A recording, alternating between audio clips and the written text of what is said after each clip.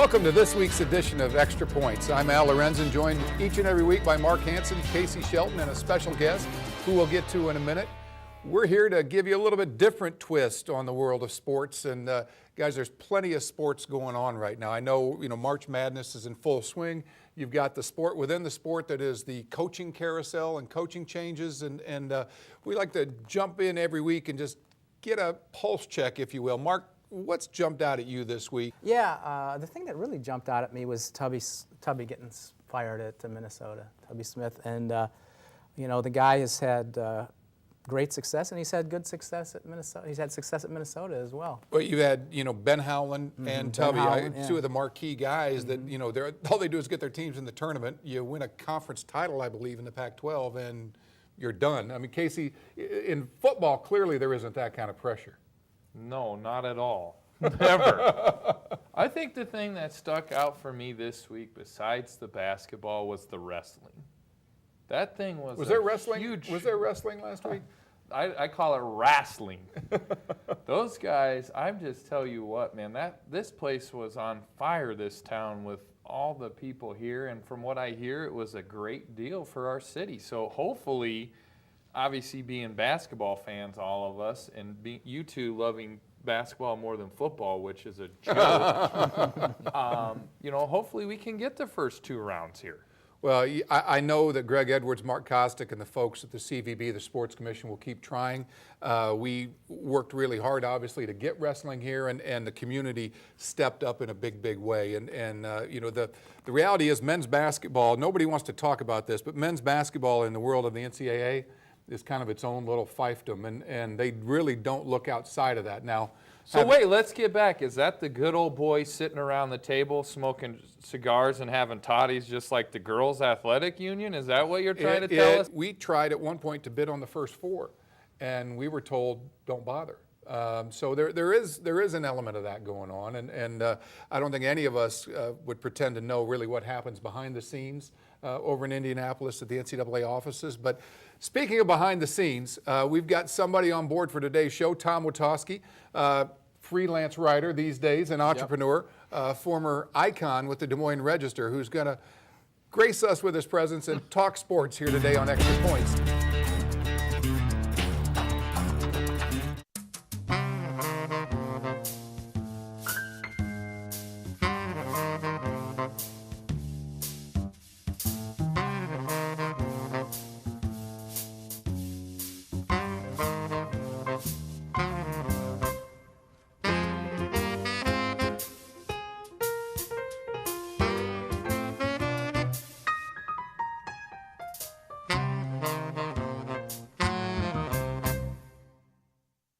People like to see a return on their investment. Is it time for you to make an investment in your health? The YMCA has great locations, facilities, equipment, and a staff dedicated and trained to help you succeed.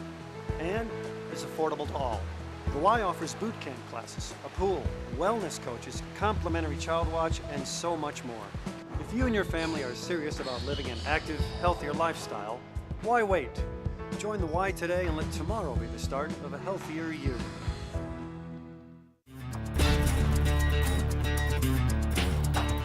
Welcome back to Extra Points. Al Lorenzen, Mark Hansen, Casey Shelton, and we're joined this week by Tom Witosky, and we're going to jump right in. First of all, thanks for coming on board, Tom. Thanks for having me. Now, as we were doing our open, Casey said something intelligent, and because that happens so rarely, I want to pick up on that. Casey talked about wrestling this last week in Des Moines. The NCAA championship. Exactly, and the impact that had. And we were talking off air about how the NCAA is looking at that championship city scenario, and right.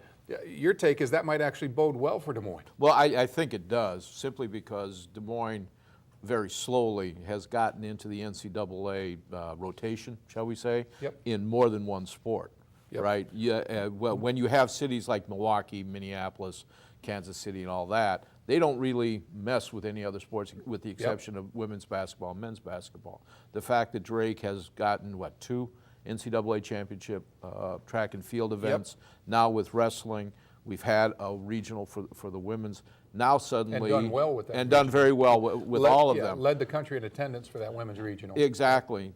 Now the NCAA appears to be changing its approach and wants cities to bid, I don't know if on packages of Right. championships, but that seems to be the indication that they're going. If that's true, and you never know with the NCAA, they're Right. very unscrutable, is it, or inscrutable? But if they are changing that, Des Moines is pretty well positioned that now, of course, everybody wants to get the second and third rounds of the NCAA men's tournament. But if there is a succession of events here, Des Moines will probably solidify itself. Absolutely. And there are other sports championships that Des Moines could get. I mean, theoretically. For example, the Frozen Four is a huge tournament for hockey fans. They play all over the country. They're playing in Right. Pittsburgh this year. Yep. You got the volleyball tournament. You got any number of other sports tournaments that could come here.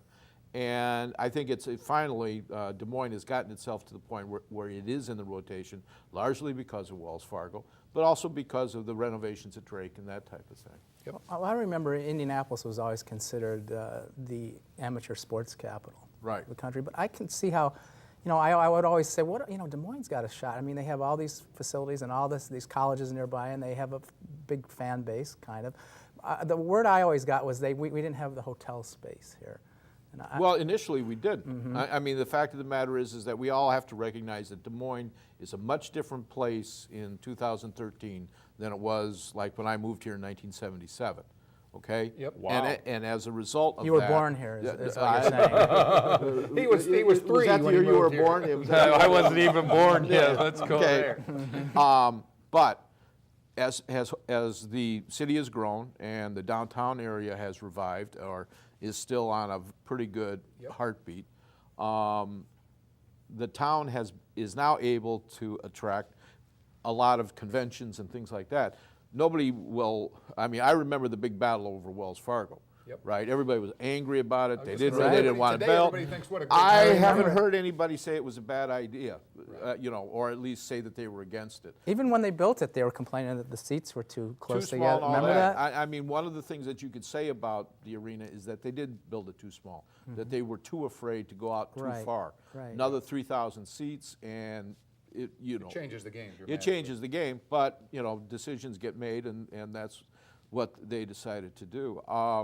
I think it's a really optimistic time for Des Moines as becoming not a rival to Indianapolis. I mean, Right. Indianapolis made up its mind it was going to do that. Des Moines had chances to do that going in the past when the late Bob Helmick was the USOC chairman, and they just didn't want to get involved. Well, at least finally now, things have happened that we're on that path. I think the one piece now, and I believe this will happen in the next 3 to 5 years, is a headquarter hotel near the arena. I don't think there's any doubt that they have to have that if they want to attract, the big time tournaments.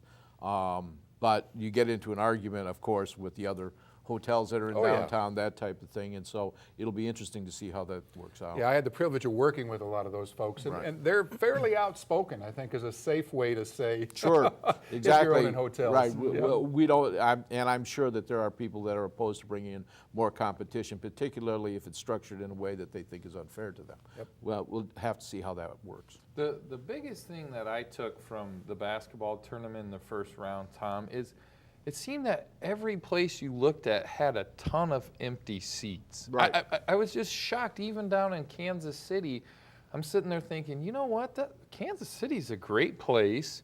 It's easy to get to. There's a lot going on right there outside the Sprint Center.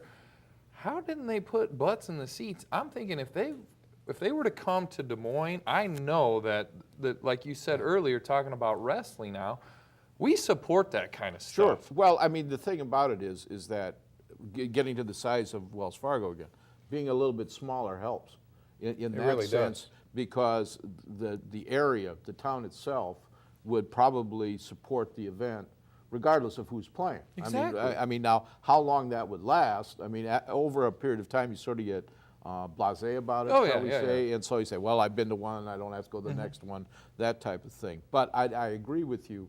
Some of those big events, big event centers, particularly when you're bringing teams from a long way away, they will only bring so many fans. And whether it's Right. spring break or not, you don't know if the students are going to show up. And then they're always talking about, well, what happens if they win, they go to the regional. What happens if they win the regional, they go to. So people are trying to save their money, too, in that sense. I think that given there are arenas, I mean, like Dayton, what's it seat, 10,000? Right. 12,000? Right. I know Worcester has had it a number of times. Iowa State played there back in the early 90s. They only seat 12,000. Boise, I think, only seats about 12 to 15. Right. Yeah, that it's type of not thing. the arena size. No, exactly. So in the sense that Des Moines, at least initially, would probably sell the place out for all 4 sessions, It's or a tough both sell. sessions for all the It's games. a very tough sell. Every tournament I've ever been to, that 11 o'clock Thursday game Right. is just Yeah. deserted. You can hear the shoes squeaking. Right. That's a challenge, but I think, Des Moines, if anyone can do it, I think the way that Des Moines. But I mean, let's go back. The wrestling sold out. I mean, in the wrestling was the hottest ticket that Wells Fargo has ever had. I'm saying if you bring in the basketball, that will be the hottest ticket that has ever went through Wells Fargo Arena. I'm talking concerts. I'm talking Well, everything. the valid point is it's a first and second round matchups versus, if Championship. if you're Understand. hosting the championship. Yeah. I mean, there is a need for lots of strong local support. And it has to do with how much money you're willing to put up. Your local sponsors have to contribute, that type of thing. They'll give tickets away, to their employees. I mean, it's not like we haven't been through this before. We know the drill. We Yeah. know the drill, and we've had some success at it. I mean, the golf tournament, the Champions Tour golf tournament has had really good sponsorship. The folks at Principal and the folks at Wells Fargo, they get a day or two off to go out and work the thing, and that always helps.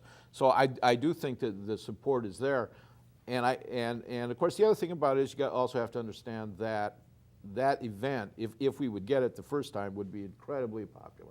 You're absolutely right. And then we probably wouldn't only get it, but once every another 4, 5, 6 I years. think that's the way to do it. Well, we're going to take a break. We've got some bills to pay. We're going to be back with more Tom Witosky, and we're going to find out how he got the nickname the Shovel. Stay tuned right after this.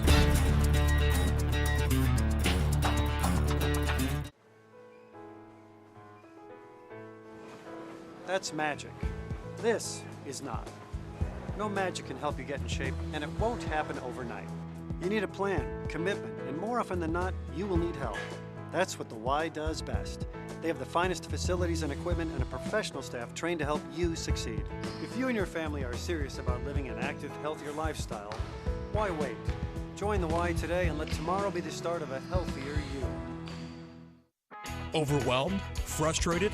Not sure what to do with your garage? Let the professional design team at Minnesota Cabinets be your garage organization solution. Floors, cabinetry, slapboard walls, and other accessories, all custom designed to maximize your space and be easy on your budget. Let Minnesota Cabinets, your trusted solution for kitchen cabinets, bring some peace of mind to your garage too. Wait till your neighbors see this. Minnesota Cabinets, home and garage on 100th Street in Urbandale. Welcome back to Xtra Points. We're here visiting this week with Tom Witosky, and Tom, we joke around about nicknames on this show a lot. I've been stuck with the Vanilla Gorilla. You had a nickname that was, for those of us that were being covered, frankly, it struck terror and fear into our hearts. They called you the Shovel.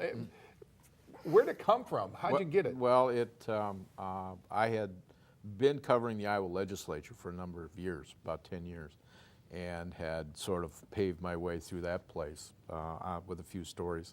The final big story that I did when I left was the bachelor party out at the Mingo, out the bar, they called the Back 40 out in Mingo, Iowa. This is ancient history. Anyway. I remember the story. Who can forget? Very soon thereafter, I ended up going to sports to do investigative work for the sports department.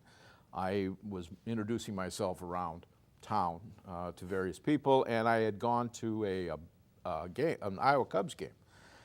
And I can't remember, I think it was Randy Peterson introduced me to Dick McDonald, who at the time was the official scorer. And Randy said, Dick, Mackey, this is Tom Witosky. And Mackey says, oh, I know who you are. You're the Shovel.